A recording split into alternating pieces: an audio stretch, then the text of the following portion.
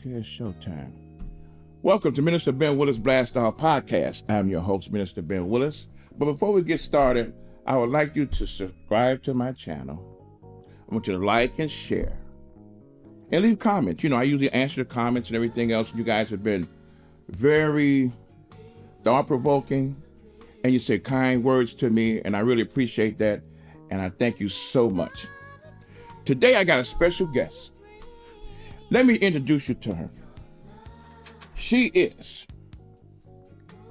holds a bachelor's degree from Roosevelt University, a paralegal studies certificate from Roosevelt University, concentrated on intellectual property, and master's of jurisprudence in health law, Loyola Law School in Chicago, Illinois.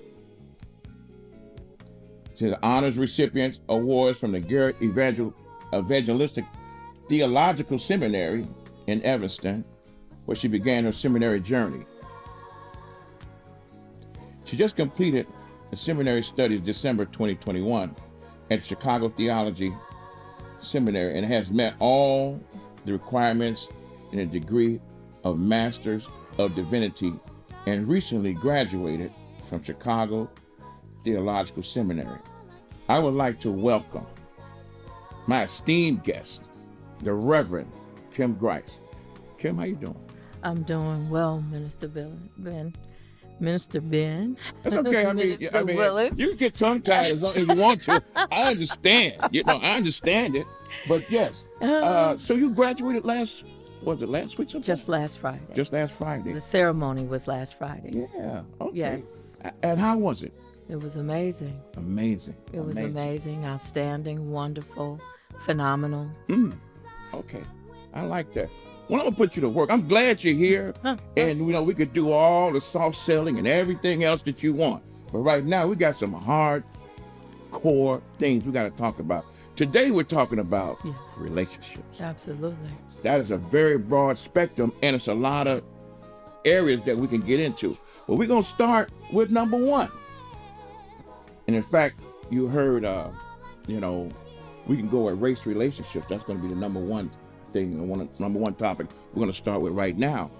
Just not too long ago, a few days ago, there was this white guy that drove like several hours to come to Buffalo, New York. You heard about the massacre in Buffalo, New York. Yes. And he drove and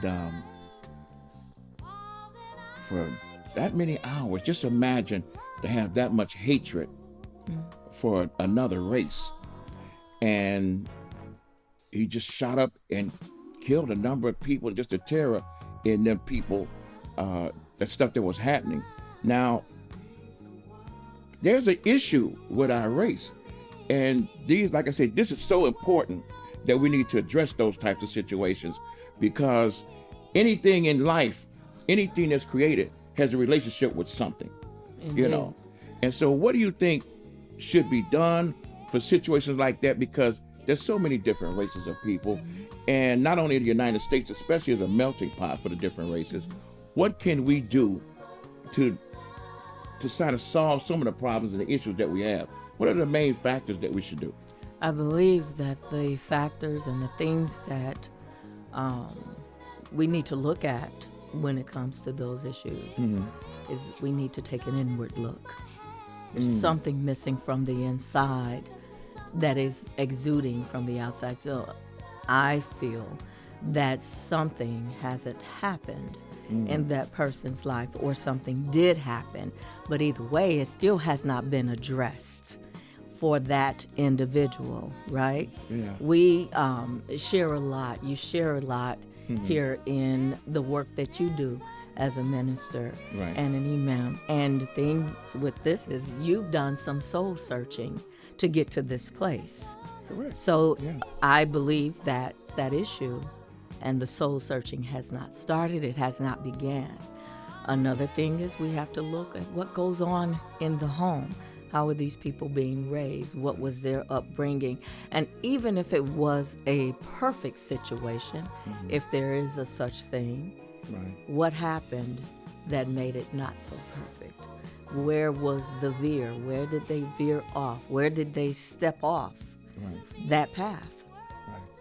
could it be isolation? In other words, if you don't know anything about a particular race, then you draw your own conclusion, and that conclusion could be wrong, and then you act out as such, and see, I come from an athletic background also. Right. So with that being said, there is all kinds of races that's on my team and on teams that I played with. Your different political views, your different religious views. It's a melting pot that we say, okay, well, we learn from each other. And then, but the most important thing about all of that was the camaraderie that was built. And you say, this guy right here might be a different race. And that guy might be from another religious background, or this guy might live on the other side of town, but we're all together because we got the same name on our jersey. And, we're going to war with for each other. So, I guess being isolated, because there's guys that told me, says, I never played ball with a white guy. Mm-hmm. And some of the white guys said, I never interacted or played ball with a black man. Mm-hmm. And also, and some of the other guys told me, they said, hey, coach, white men can jump because you didn't know, and you took it for, you took your own, you didn't know, the lack of knowing. And I think the lack of knowing do make people do things and understand that we're all part of the human family when it's all said and done. That's, you said some very sharp and very powerful things. The isolation, I never thought about that. And yeah, you can be isolated to where it's what they call them, those who are isolated are called sociopaths. Mm-hmm. And so you don't know exactly what's going on in their heads and stuff like that. But let's move on to the next one. Let's move to the next one. If I may, just go briefly. Mm-hmm. Isolation is a good thing. It can be a good thing. Mm-hmm. It's what you bring out of being in isolation. Okay. That is the birth. What is being born during isolation? Wow, that's even deeper. Well, what's being born? Because now see, because when you said that, well, I'm gonna veer off to this other relationship thing. Mm-hmm. The relation of a child and a mother. Yes. When it's being born, when it's inside, the baby is isolated. Yes. Unless it has a twin. It's isolated. And the things that's being formed. And the real powerful thing about that is the mother's mindset of what she has in her goes into the baby. Mm-hmm. The way the baby thinks, how it's motion, the food that she eats, and it's isolated in there, and then it parts ways. That's kind of deep there. But with going in with twins, even still, there is an individual thing that is going on, right, as well as a collective thing that is going on. Even with twins, even from the mother to the child, even from the mother to multiple births. Yes. There's still an individual factor that is happening, but there's also a collective factor that is going on. Wow. Is my thought. That's an amazing thing. That's amazing. Now let's go into committed relationships. Yes. Yeah. Male and female committed relationships. Yes, yes. All that goes into that. That gets real deep. that gets so. I love him. I love her. She makes my heart. And he does to my heart. She makes my liver quiver. All those types of things. Then it comes down to, I can't stand him, I can't stand her. I just can't stand the way he chews his food. I can't stand the way she snores and sleeps. What goes into a successful relationship when it comes to being committed? What goes into that? Authenticity. Break that down for me, because you can't start using these $25 words and put that on me. Authenticity. The way she said authenticity. Break that down for me, and break that down for the audience. Absolutely. Authenticity says that I will accept you, I will love you, I will receive you in all of your ways, just the way you are. I believe we had a conversation a few days ago, and we were talking about that, how people go into these relationships with the ideal or the thought process that, oh, well, I can deal with this, but and maybe this can be fine-tuned and or tweaked. But what we have to realize is you have to accept it just the way it is, because if you go in with these expectations, right, that something is going to change, or you say, I can sidestep that and this. But when you get into, just like you said, the snoring and the way he or she is chewing their food, and that scratch and that itch in the morning that you witness, is that something that you really can take? So without true authenticity, there she goes, those $25 words again. Go ahead. That does not occur. It does not happen. That's patient. It's not real. So that's the authenticity. Is it real? Is what you're taking up and choosing to receive from this person, is it real? Are you taking this person at face value? That's the authenticity. Yeah, of going into a committed relationship. Does patience play a part in it? I mean, is it patience, or is it just, like you say? Because the fluff leaves afterwards. The fluff leaves afterwards. The honeymoon. All that's done. Yeah. All that's done. And I've seen people, and I've spoke with people, and I say, I ain't gonna mention his name, but he, his, the lady that he was with, she wasn't the best looking lady. When you look on the outside, it wasn't the best looking lady. He said, but I love her, I love her unconditionally and everything else. And I said, but she don't compare to the other lady that you had. He said, I couldn't stand her. And so her beauty, was not the factor. It was just, I guess, the inside of the person. And I don't know how long that lasts. I mean, it's so, this is so difficult and it's so complex, because people are getting together and breaking up and being committed and not being committed. It is just, what is it to be the long haul? Or do you just you say, well, he ain't going nowhere, she ain't going nowhere. I like him, I love him, and I love her, and that's that. But you do the same thing. And I say, what makes it work then? I mean, you've been together for 40 years, 60 years. What make it work? Well, we spice up the marriage. We spice up our relationship. How do you spice that up? Well, we go on date night. But damn, you coming back with the same damn person. What are you going? We found this new restaurant that we're going to, and it is just fantastic. It is great. But you're going home to the same damn person. Is that person just like an old couch that you don't want to throw away? You just say, well, it's all right. Don't throw it away. Just leave it right there. Is that the same thing? I mean, what is that? Because it's so complex. There's so many ways to go with that. I will tell you this, and my pastor emeritus said this the first time I heard it, says that sometimes, the situation changes us. Or do we get ourselves to a point that we change for the situation?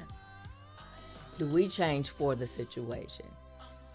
This has been the case all these years.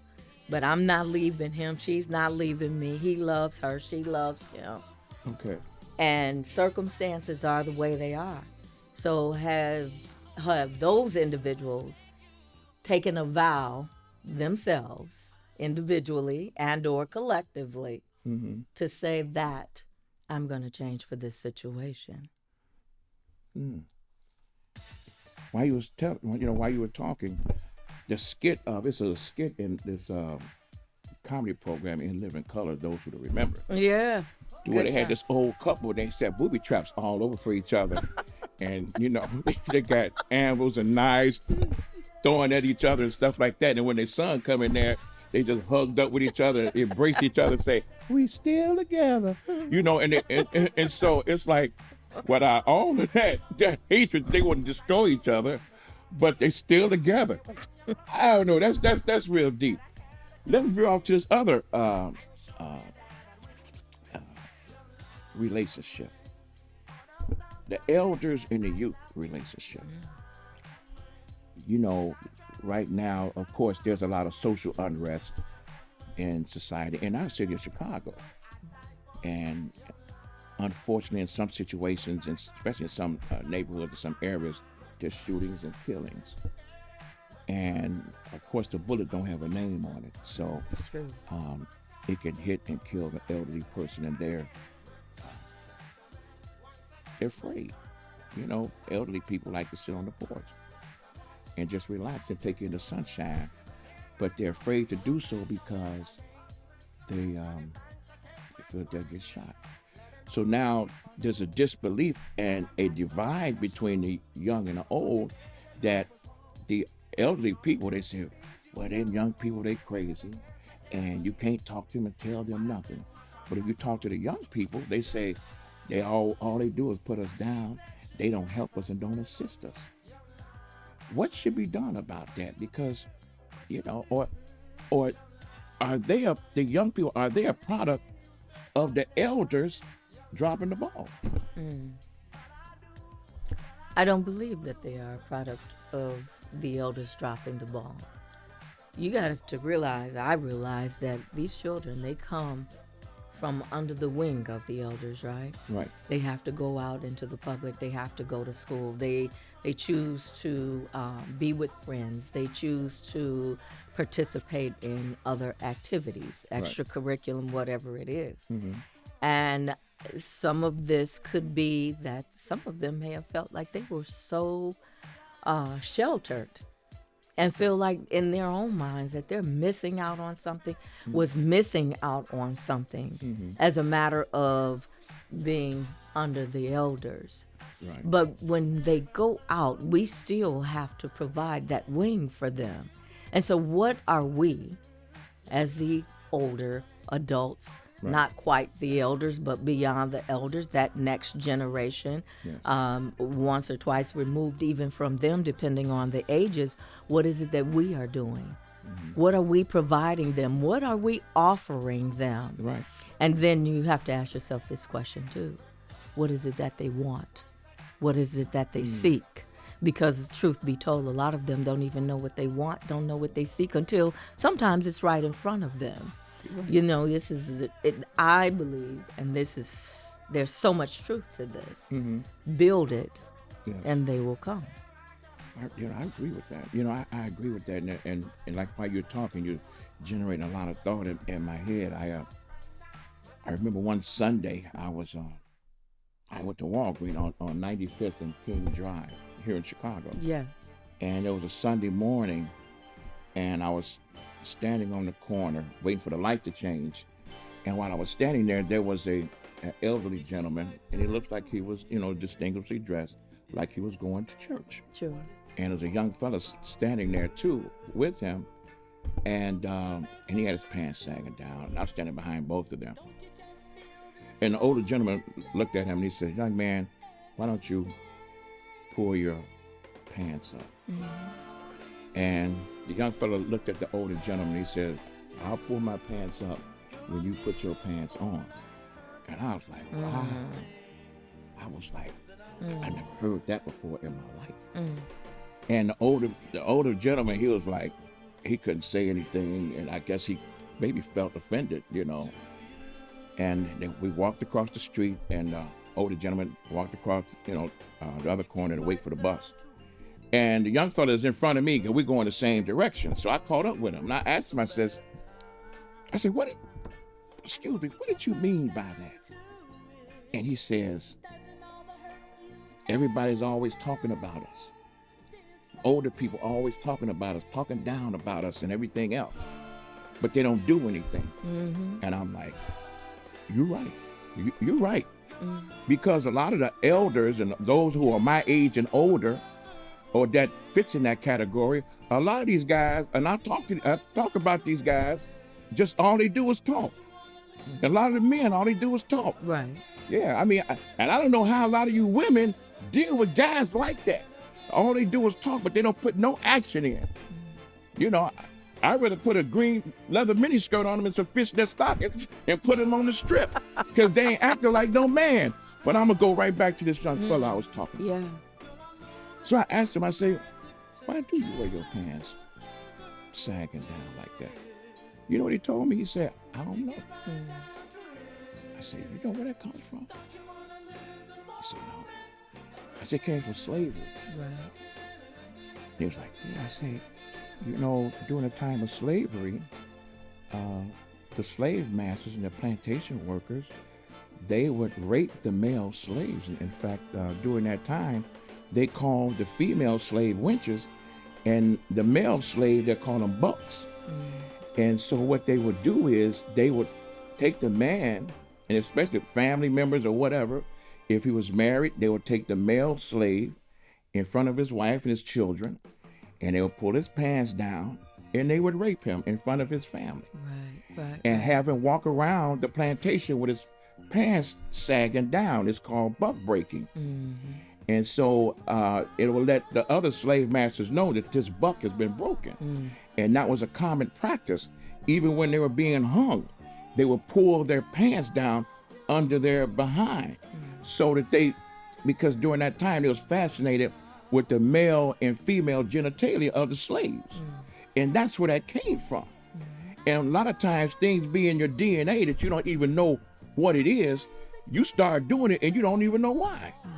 And you know, just like the analogy when you get on the bus, there's seats in the front, but you walk straight to the back of the bus. Right. You don't even know why. Right. Because that's been indoctrinated in you for so many years that you're not supposed to go back there.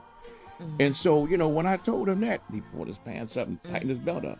I said, you know, because those are things that we have to not be afraid of them, because they're you know, these young men and women, they're not afraid. That is true. They're not afraid to die. You've seen them take chances. You've seen them young ladies take chances. Yes. Young guys take chances. So, you know, we have a responsibility to do that. But I want to submit one thing. You know, you said that he said that he would pull his pants up when the older man puts on more. Right. That was a challenge. Yes, yeah. That was a challenge. That was a serious challenge. That's a challenge. Yeah. And so that's another thing that's still an outcry from our youth Yes. for us as their elders to put some pants on. That's true. Oh, that's a fact. That is a fact. And that's how I see that. That's a fact. Let's go to this other relationship. Yeah. Sexual relationship. Okay. They ain't trying to listen. It's not too much that can embarrass me. Okay. I remember I was going into this gas station, and I was getting some gas, and there's a young fella pulled up next to the gas pump. I go in the store, pay for the gas, and give me a bag of salt and vinegar potato chips. You ever had any of that? It's good. I love them. Yeah, salt and vinegar potato chips is good. Send your blood pressure up sky high. But I got some anyway. But anyway, I'm getting out there pumping gas, right? And the young lady pulled up, and he was talking to the young lady. And she said, what's happening? What you doing? What you want to do? And he like, what? She said, you smashing or what? You want to smash? I mean, you know, what you gonna do? You want to hit this? And he was like, he was like dumbfounded. And I'm sitting there like, I'm ear hustling though. I'm like, what? And he gave her his phone, and she put a number in and say, yeah. She said, look, don't be catching feelings with me, because I don't do that.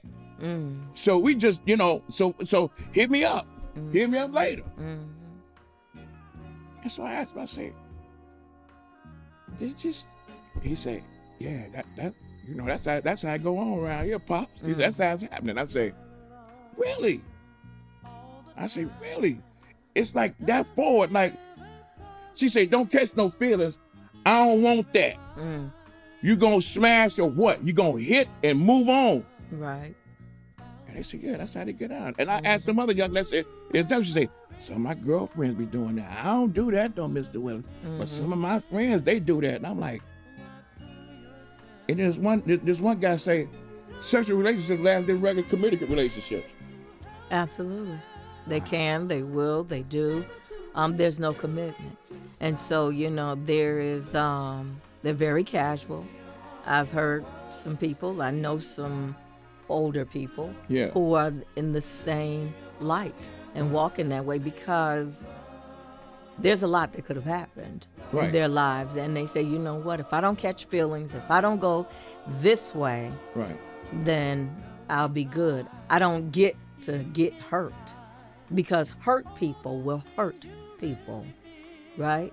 If I've already been hurt, I'm going to do the same thing to you. Don't come over here catching no feelings, because you're going to get hurt. Because I'm not on that plane. I'm not on that level. I don't want you for that. I do not want that. And you will even find this in relationships where people will have bring forth children. Nah, I'm pregnant. That's cool. That's good. I got the seed. Right. If he want to be involved, I'll let him be involved. If he want to take care of the baby, fine. Guess what? Because I got something here now, that somebody that I'm going to love forever, and that's going to love me. This is a different kind of love. Wow. You're not going to give up that commitment or that love as a parent. And you know that that's a love that's going to be there always. Right. The love of a man or the love of another woman can be fleeting. Right. It doesn't have to be grounded. People stand up every day and say, do you pledge this woman, this man, for better, for worse, until death do you part. Right. And guess what? Before you get out the church good, or out of the venue good, they smashing. They smashing. Everybody. Sister Murdoch in the choir, they smashing. It happens.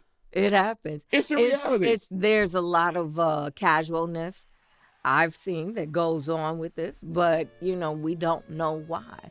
What was going on when they were in isolation? That casualness, there was some pain, some hurt that took them to that, because why not want to have and be in a loving, beautiful relationship and all of those good things, and have butterflies and, see all the hearts and the tweets. Why not? Well, dogs don't worry about that. They just sniff and mount. Well, that's what dogs do. But that's an animalistic act that we lowered ourselves to a lower plane like that, like an animal. The act. Just the act. The act. I'm not going to call our people animals, but I will say the act. People call themselves dogs and they call themselves bitches. Act. Well, they call themselves dogs. They call themselves bitches, and they act like this. I've heard them say, "Mr. Willis, I'm a down bitch." I say, really? Well, I'm like that, I'm a dirty bitch. And if they want to take that title for themselves, then let them. They do. But I would not give it to them. No, I wouldn't either.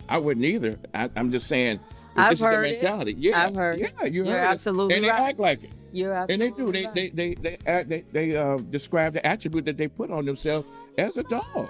And well, some dog, this is what we are. And so those relationships like that is, I don't even know what to say about it, because we talked about committed relationships. Sometimes people get hurt in those committed relationships, like you were saying, turn into just, I don't want to get hurt or nothing like that. They do things like that. There's a failure that has happened along the way. Yeah. We don't know whether it begins in the home, and the elders, in the schools, in the streets, but there was failure along the way. Right. Wow, that's deep. Let's go with this. Let's go with pet relationships. Yay. Let's go with pet relationships. The relationship that you have with a pet, with an animal. And, that is so endearing, and even you don't forget them. They become part of your family. They become part of your family, and you really enjoy them, and especially a dog. Cats is too smooth for me. They just too cool. Cats, don't worry if you come in or not. They might come up to you and they want to eat something like that. But a dog is just, when they be happy and they had their tail wagging and stuff like that. Yes. And they be glad to see you when nobody else be glad to see you. They do all the time. They say dog is man's best friend, and they exemplify that. What's like the relationships with an animal? You had any pets? Oh, God, yes, we did growing up. Spooky. That was Spooky, Fifi, Dominic. Had them names. Yeah, they had names. Spooky, Fifi, and Dominic. They were a part of the family. Yeah. Absolutely. And when we ate, they ate. When we were getting groomed, they were being groomed. Right. They were a part of the family. When we took pictures, they took pictures. Yeah. They had, like you said, that tail wagging. I think somebody, and I've even said, God, wouldn't it be nice to come home and your mate is there? Just like that. That's the other side of the like dog that we was talking about. Just like that. The good side of a dog. Yes. Yeah. But, we grew up with pets, but they were part of the family. And, they had 2 legs. They had 4 legs. We had 2, but they were treated no differently. I know. And but the thing that we get, though, from our animals is a lot of loyalty. Yes. There's an unconditional honesty and unconditional love. Right. And it's strange that you go from talking about the humans to the pets. Because wouldn't it be something if we could just get from our human counterparts what we get from our 4-legged friends? If we did that, that would just it'd be a better world, because we talked about race relationships, right? Yes. We talked about that. And a white dog and a black dog would be as loyal to you as possible, and they would be loyal to each other. No matter and they're the of a different color. Yeah. Well, guess what? Dominic was white. Right. And Fifi was black. Right. And the dogs that they had, their offsprings and teachers, they were different. Yes. A little bit of one, we were like, we sure eat that?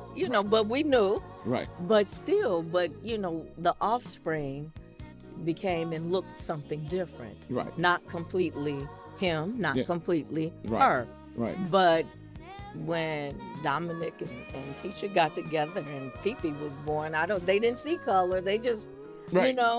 Right. They don't. They just see another animal like themselves. They see another kind like themselves. Exactly. And they treat each other as something. They didn't get like that. Exactly. It made me start thinking about my grandparents. I remember my grandparents, they had a dog named King. Oh. King was a Doberman Pinscher. And I remember, I was a little boy at the time, and I remember my grandfather, Edward Allen. He was a good man, Edward and Lily Allen, they were good people. Yeah. And he was, we called him Papa. And so Papa, he got a big pot on the stove, he cooking it and everything else. And I came, looked at the pot, said, Papa, what's this you cooking? I seen some neck bones and some potatoes and some cornbread in there. I say, oh, who's that for? He said, that's King's food. I said, the dog? Mm-hmm. And he pulled the food. The dog was eating neck bones and potatoes, neck bones and white potatoes and cornbread. He was eating everything they ate. And then listen what happened to King. Mm-hmm. King got diabetes. And King had a heart attack. They took him to the dog hospital. And my grandma say, I ain't gonna pay all this money for this doggone dog. Get that dog some cod liver oil. He gonna be all right. Gave him some cod liver oil. Then King got old. He had, all his teeth fell out, so he couldn't bite nobody. And he only barked one time. He just go roof, and that was it. He ain't barking no more. And I said, Grandma, how King gonna protect y'all? I say he gonna bark one time. If y'all don't hear it, the burgers come in. He ain't gonna bite nothing. I guess he just throw his head into people, But they are so endearing because when they leave here, it is a void in your heart, and you never forget them. Never. Never forget them. But I think it's the love that we never forget. Mainly. The love that we never forget. Mainly. That was unconditional. Unconditional.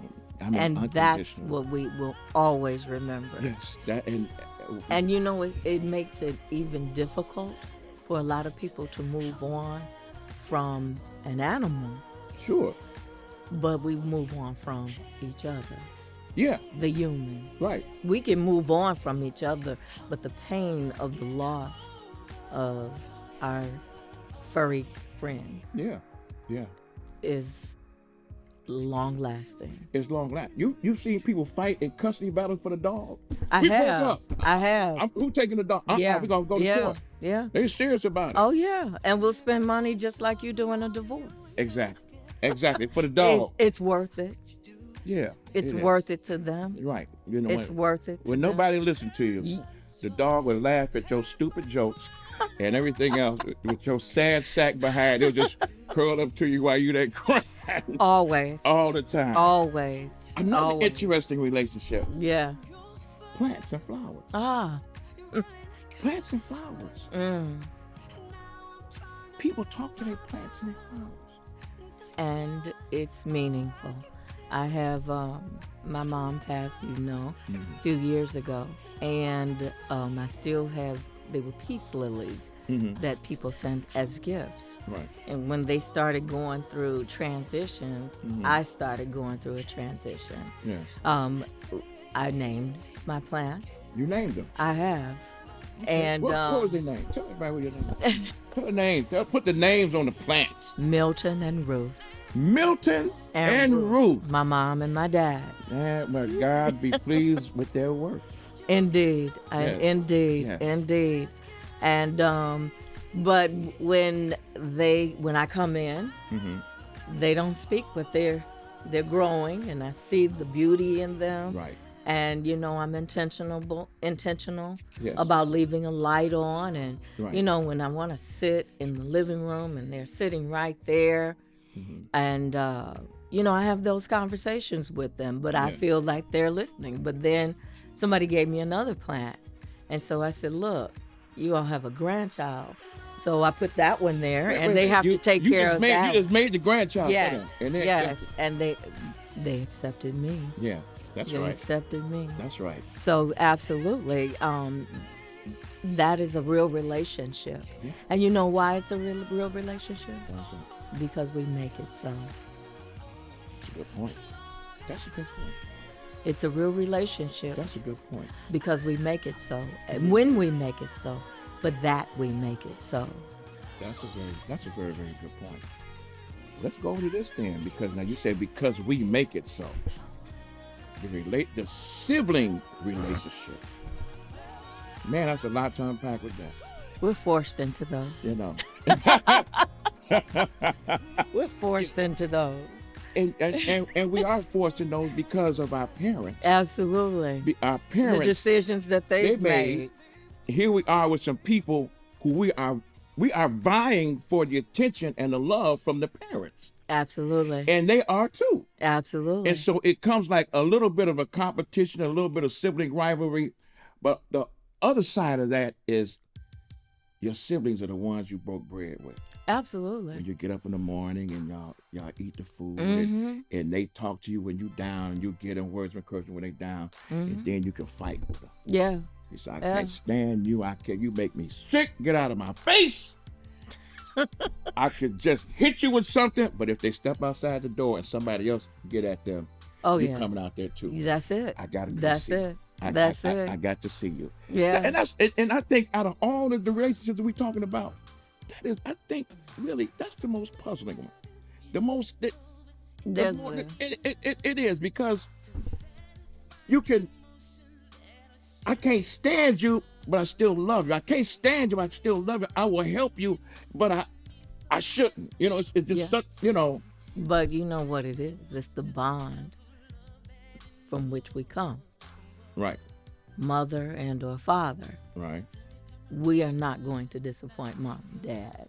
That's we don't right want to, mom and dad, That's- because that's yeah, where we. yeah. That's the tie. That's the tie there. that binds. Is That's- our mother and our fathers. That's right. Yeah. That's the tie that binds. Whether you have that connection as both mom and dad, same Right. mom and dad, or your mom and or Yeah. a father. That it is that parent that is the tie that binds. That rears and you like so it's. I want to tell you a quick story. Go ahead. Stanley. Oh, I Go stand ahead. Say his back. name. Stanley Grice. My brother. Yeah, Stanley We Grice. were younger, and when mom cooked, we sat at the table and ate. Right. And so he did not like his vegetables. And so I felt bad, but when we finished eating and helped with the dishes, we could go outside and play. Right. Well, my brother was still sitting at the table. Right. And I felt bad for him because he hadn't eaten his vegetables, and Right. Daddy sat on the corner looking back and forth, back and forth, back and forth. And he never ate them vegetables. At some point, we had went outside, played, came back in. At some point, he was able to slide those peas off of his plate and underneath the dining room table. And we felt bad for him. We went on ahead and played. Right. But we came back in the middle of the night. He said, "Y'all wake up. I need your help." What? We had to get up, went underneath the table to get the peas. The dog didn't even eat them. Wow. But so we had to go back. But we helped our brother. Right. Because when we would go, here's another reason. We would go to school. Mom would give us all 15 cents every day. Right. Well, me and my brother Hank, Right. we would get our stuff at the store and get our goodies on the way. Right. And Stan, he waited. He'd get his after school, and here we are, carbs. Right. But you know, right. but he never said no. Wait. Let everybody know what carbs mean. Carbs mean you gonna give me some. I call carbs. That mean I want some. That's right. You gotta give them to me. That's a Chicago lingo. Yes. If you have it, you got to give it up. That's you was it. dedicated to that. So the best thing you do is say no carbs. So You gotta say that first. say that first, and you won't have to give it up. That's right. But if they hit you with that, you got to give up. Standing, you got to give up the goods, man. You can't hold on to that. And he did. Yeah. And he did. And even to this day, but like I said, it's that connection between the mom and the dad that keeps us loving each other unconditionally. That's right. Unconditionally. That's how powerful that is. That's a heck of a thing. I never thought of it that way. But yeah, it is the love of those parents that you say, you know what, this is a bond here that I don't think parents even know how heavy a weight that they leave on their offsprings for them to get along with each other. And some of them, like you say, just for that, to say, listen, if it wasn't for mom or dad, it wasn't for any of them, I probably wouldn't, and it's just... And mom and dad could be long gone on to glory. Long gone. But you know what? It's because of mom and dad that we do the things that we do. Yeah. Yeah. Well, I like that a lot. I mean, I really do. I was looking at this... it's this football player named Russell Wilson. He's married to this the singer Sierra. He's married to her. Yeah. I just wanted to talk about this because it was just real. I don't know. It's kind of bothered me a little bit. Sierra has a baby by this rapper named Future. She had a son, and Russell Wilson committed to Sierra. And Russell is kind of straight-laced guy. He's a straight-laced guy, very distinguished. A good football player. In fact, one of my favorite football players. And a lot of the people were saying, how they talk about behind your back and all that kind of stuff. Sierra's using Russell. He's taking care of another man's child. He's a square. Because he has that. He's a straight up dude. He's a straight up dude. He ain't hip hopping and doing all kinds of goofball stuff as a grown adult. And so they talk about him, and they still in the news. And like, oh yeah, she married him for his money and all that kind of stuff.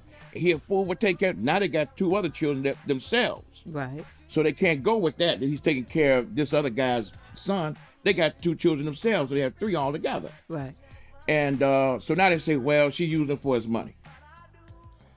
Sierra makes $20 million by herself. Yeah, she's an artist. Yeah, so absolutely. And people, a lot of this one ex-football player, he says, yeah, see, they got on some podcast that he's on, and he says, yeah, Russell was a square, and Sierra don't really want him because he's a square. And she just wanted him for his money. And it got a lot of backlash. He caught a lot of backlash, which he should have. But they're still talking about them. And they're doing just great. And they have just fine. What is this thing that... And I said, why would she want to be with this dude? He's a rapper, Future. And he has like 7 children that he don't take care of. And when they say, well... she's with this guy, he's square and for his money. Well, should she just be with this guy, Future? He don't take care of He don't take care of the son that he had with her. And he don't take care of his other children. Why is it that people want to put you in a bad situation instead of a good situation? A bad relationship. I think people will marvel over you being in a bad relationship opposed to being in a good relationship, because now it's like it's entertainment. It's like Housewives and Six Flags. It's like entertainment. Why is that somebody can just be that you want to be in a decent relationship and things of that nature? In fact, people will put you in relationships and it don't even be. Some people that's watching gonna think that me and you in a relationship. They're gonna be like, I wonder what he doing. That's natural. But there's people out there that'll say, in a relationship, I wonder, it's gonna be some guy sitting there in his grandmama's basement watching it on YouTube saying, man, I know he in there. Dude, come out your grandmama's basement in your drawers, eating a Hot Pocket. For once. And start getting your life in order. Yes. There's a lot of jealousy that goes on in there, and it gives them something to talk about. Yeah. There's a lot of lack of knowledge that goes into an individual, or that an individual exudes, that you want to make something like this, something so good, so bad, because maybe that is what suits your case. Right. You know? I mean, I can be happy for any and everybody. Right. I love to see the good. Right. I'm not happy about the bad. If there's anything that I can do to make a difference, then by all means. Right. And Russell Wilson was in a position to make a difference first in her life. Right. That's right. And also in that of that child's. That's right. That is such a much better scenario, and the outcome is greater. Yes. I would say this: my parents, Milton and Ruth, they gave me a better future. That's right. That's right. I was, I was adopted. Yes. I had been there with them since I was 5 days old. All of us. Right. But, and not coming from the same family. Right. But the combination, the culmination of all of that was love. Right. And so when you can bring love into the picture, everything else turns out well. There's a lot of positivity that comes from love. Oh, definitely. He loved her enough to love her child. That's right. Enough to say that I'm not only going to look after you, I'm also going to look after this baby. That's right. Regardless to the fact that she did not have a future with that other person. Yes. Future. Right. But love is the tie that binds. So so the word love, when we talk about relationships, we talk about relationships. Genuine, authentic love. Yes, that is the cornerstone and the focal point of relationships is the love. Absolutely. That you have, and all of that, and that's that is fantastic. I mean that really what we just talking about. It's something that we take for granted, relationships that we have with, but everything that's created has a relationship with something. Absolutely. Yes. And love is just that, like I say, that's the core of the whole thing. And I think if people, start looking at that, and I hope that we shine the light on some of those things. Wow. I learned a lot. I learned a lot today. I mean, the clock on the wall is starting to change, and I know we're going to have to.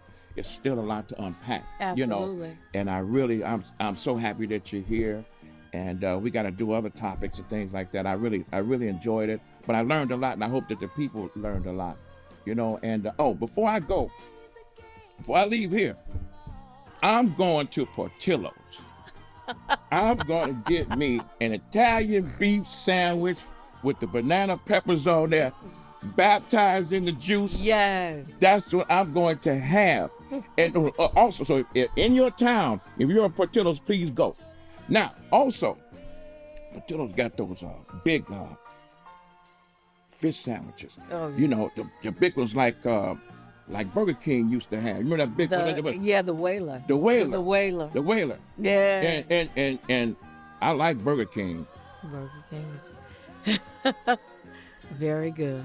Very good. Very good. It was very good. I swear I met him years ago, almost 40 years ago. So anyway, I'd like to thank everybody for tuning in to Minister Ben Willis Blast Our Podcast. Uncut, unapologetic, straight with no chaser. That's how I carry it. I am so happy to have Reverend Kim on my show. And I'm Reverend Kim. Tell our audience. Tell anything you want to tell. You talk to anybody. Where you going after this show? After this show, I'm still in graduation celebration mode. Graduation celebration. So I am meeting family. Okay. We're going to Joe's right here in Chicago. Yeah. To have a wonderful celebration dinner. I'm y'all hungry and I'm eating. That's right. That's right. That's good. That's absolutely, good. Yeah. Absolutely. And thank you so much it was for the invitation and the opportunity to share. Mm-hmm. It is my prayer that we will do this again. That'll happen. God willing, that'll happen. And I'd like to thank everybody for tuning in, and stay safe out there, and see you soon.